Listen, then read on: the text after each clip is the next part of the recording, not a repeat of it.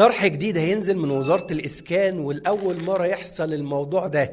عايزك تركز معايا علشان فعلا في تفاصيل كتيرة جدا هي بعيدة عن أذهان الناس وبيبحثوا عنها، وخاصة الكلام اللي بينتشر على السوشيال ميديا بيبقى كلام مغلوط ومتداخل، وبيحصل فيه حاجات كتيرة جدا جدا بتشوش عقول الناس.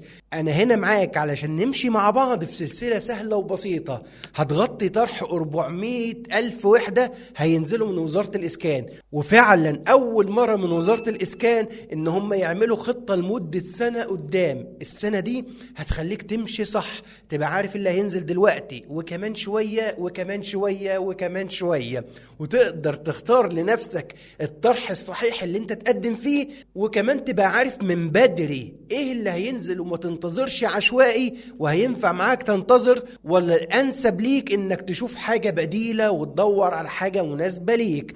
تعالوا بينا مع بعض نبتدي أول حلقة في سلسلة طرح 400 ألف وحدة لمحدودي متوسطي وفوق متوسط الدخل من وزارة الإسكان. دي الحلقة رقم 1، وهتبقى سلسلة طويلة جدا جدا هنغطي فيها كل حاجة، مواعيد الطروحات بالتفصيل ومساحاتها وأنواعها وأسعارها وحساباتها وإقساطها وإزاي تحجز، وكل تفصيلة هتبحث عنها، علشان زي ما تعودنا الكلام في المفيد مع هاني الخميسي. وما تنساش اللايك الجميل.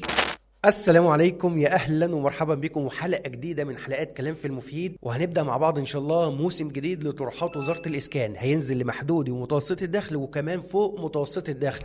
وهنا بذكرك ان احنا ماشيين بالتوازي مع تغطيه طروحات وزاره الاسكان، شغالين على مبادره انجاز شقه بسعر التكلفه، اللي هي بكل بساطه نشتري لكم قطعه ارض ونبني عليها عماره سكنيه جميله جدا، وكل واحد من حضراتكم ياخد شقه بسعر تكلفتها الفعليه بدون اي هامش ارباح، وكمان تكون جودة تنفيذ عالية جدا، وفي المكان اللي انت عايزه وفي الدور اللي انت عايزه والمساحة اللي انت عايزها والتشطيب اللي انت عايزه، يعني كل حاجة. فضلا بقى انك هتاخد كمان باكية الجراج وغرفة التخزين وحصة الرف يا صديقي، والكلام ده مش موجود في السوق العقاري اساسا. ده كل المميزات دي كمان مع التوفير اللي انت هتاخده عن سعر السوق. مفيش شقة في مبادرة شقة بسعر التكلفة الا وهتلاقيها ارخص من سعر السوق بمبلغ محترم جدا جدا، واللي بيوصل في بعض المدن زي القاهرة الجديدة ل 50% توفير عن سعر السوق فعلا. وملخص الموضوع ان ان شاء الله تعالى وفريق العمل معايا بنساعدك سواء قانونيا او هندسيا او اداريا او تنفيذيا في فكرة اتحاد الملاك.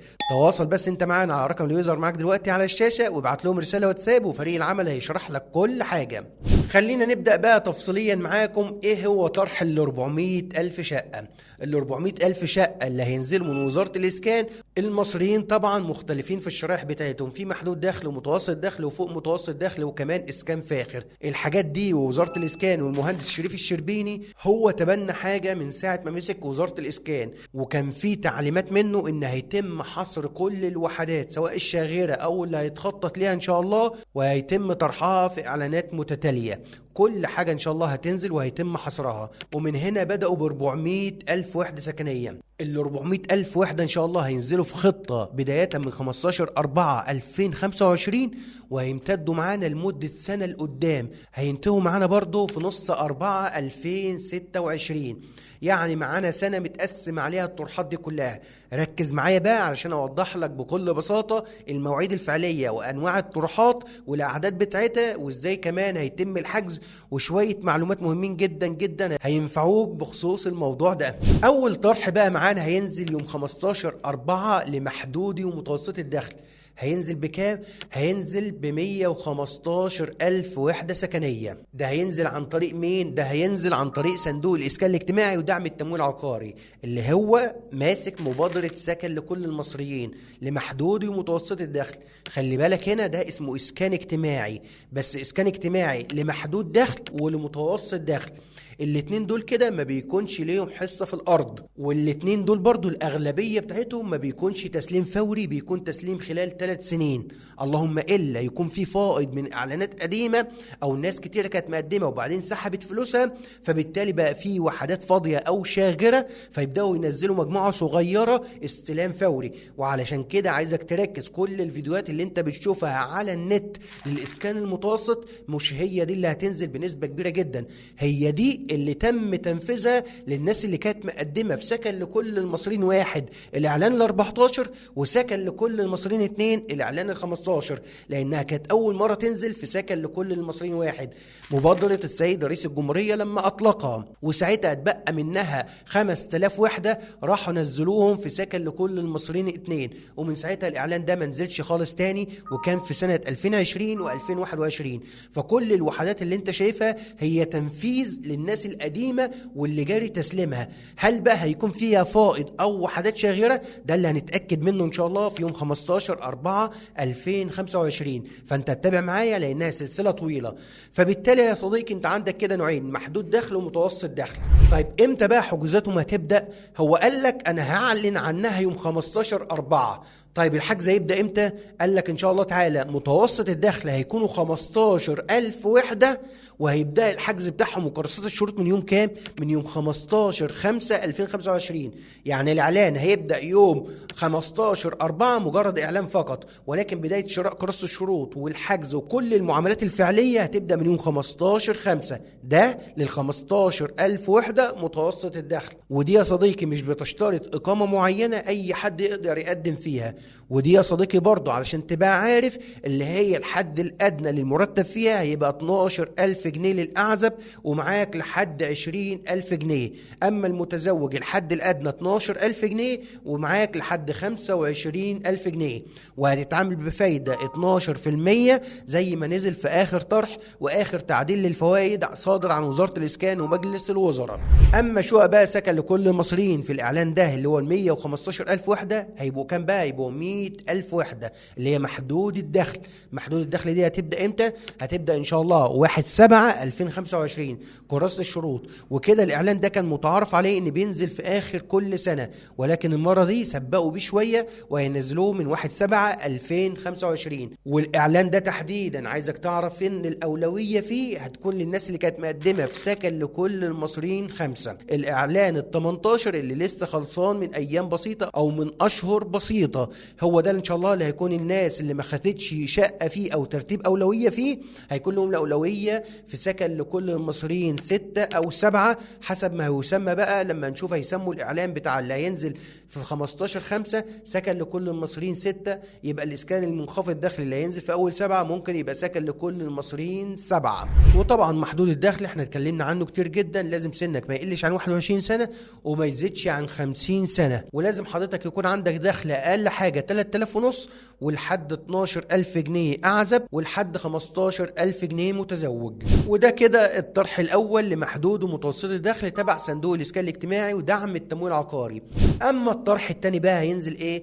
هينزل حوالي 261,000 شقة تابعة لبنك التعمير والإسكان بالتعاون أو بالتنسيق مع منصة مصر العقارية. منصة مصر العقارية وزارة الإسكان هيبقى فيه منصة موحدة لكل طروحات أو كل مشاريع الدولة علشان تساعد على الاستثمار الصح والاختيار الصح، ويبقى سوق عقاري جميل جدا في مصر. فهنا هينزل تباعا على مدار دفعات كل 3 شهور دفعة مجموعة شقق من الإسكان المتوسط اللي هو بحصة في الأرض مع بنك التعمير والإسكان. هنقول إسكان متوسط وإسكان فوق متوسط وإسكان فاخر، واللي من ضمنهم مشروع ظلال ومشروع ديارنا. مشروع ديارنا اللي هو أشبه بسكن ودار مصر، ومشروع ظلال اللي هو أشبه بمشروع جنة ولكن بفكر جديد وتصميم جديد هنتكلم عنهم برضو في حلقة النهاردة. طيب لو حبينا نتكلم بقى بالتفصيل عن الدفعات اللي هتنزل تباعا للإسكان المتوسط وفوق متوسط تبع بنك التعمير والإسكان ومنصة مصر العقارية، دول حضرتك هينزلوا إزاي؟ هينزلوا بداية من 15/4 والمدة السنة لقدام، كل 3 شهور هينزلوا مجموعة شقق. وأول دفعة هتنزل يوم 15/4/2025 هينزل حوالي 35,000 وحدة سكنية. ودول يا صديقي عايز أقول لك بالفعل بدأت المعلومات الرسمية تظهر عنهم. ليه؟ لأن تم تحديث موقع بنك التعمير والإسكان ونزل في المشاريع اللي موجودة الأماكن اللي هينزل فيها 35,000 وحدة سكنية.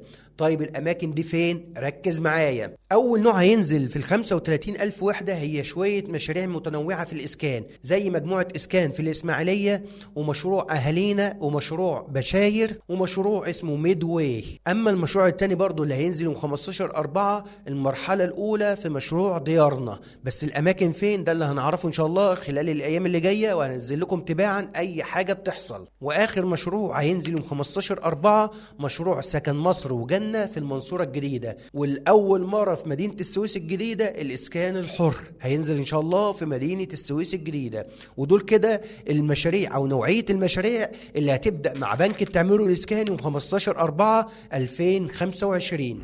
طيب وبما اننا هنا ذكرنا بنك التعمير والاسكان، المتعارف عليه والاغلب فيه ان حجوزات الشقق فيه بتكون باسبقيه الحجز الالكتروني على موقع بنك التعمير والاسكان، يعني يفتح لك ميعاد تقدم فيه وترفع ورقك وتدفع جديه الحجز، وبعدين يقفل ويفتح لك ميعاد تاني تدخل بالاسبقيه تحجز على الموقع.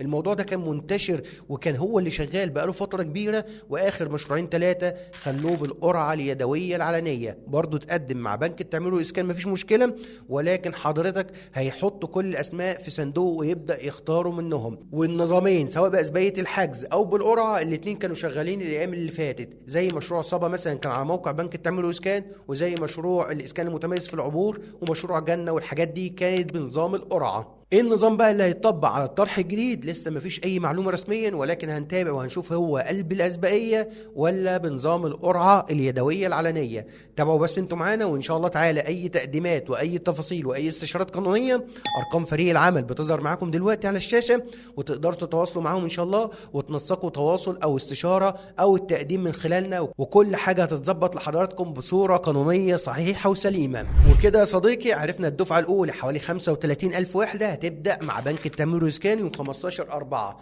هنفوت بقى 3 شهور وندخل على الدفعة رقم 2 اللي هي بحوالي 59,000 وحدة سكنية، وهتبدأ امتى بالظبط؟ هتبدأ تحديدا يوم 15/7/2025. ونفوت 3 شهور ونخش على شهر 10 وهتبدأ الدفعة الثالثة لطرح بنك التعمير والاسكان ومنصة مصر العقارية، واللي هتكون برضو بحوالي 59,000 وحدة سكنية. ونفوت بعدها 3 شهور ونخش على شهر 1/2026 في السنة الجديدة، وهينزل في وقتها طرح جديد بحوالي 58,000 وحدة سكنية.